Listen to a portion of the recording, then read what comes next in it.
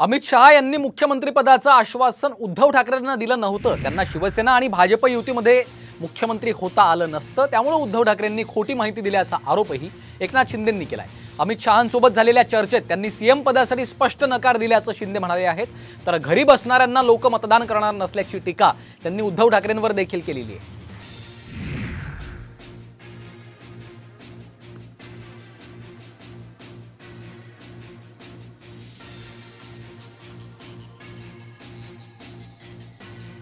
बंद दरवाजा आड काय झालं तेही दिलं, तेही खोटं होतं।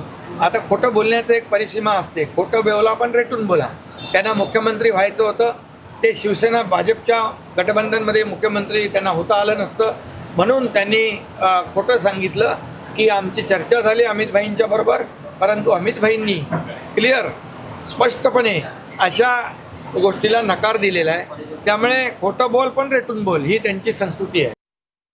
थेट जनतेमध्ये जाऊन आम्ही केलो, घरी बसून काम करत नाही, आम्ही फेसबुक लाईव्ह करत नाही, डायरेक्ट लोकांसमोर जातो, बांधावर जातो, शेतावर जातो, लोकांच्या अडचणी समजून घेतो आणि ऐकणारं सरकार आहे आणि ऐकून निर्णय घेणारं सरकार आहे। त्यामुळे या निवडणुकीमध्ये लोक केलेल्या कामाची पोचपावती देतील। घरी बसणाऱ्यांना नाही तर रस्त्यावर उतरून, फील्डवर उतरून काम करणाऱ्या लोकांना मतदान करतील।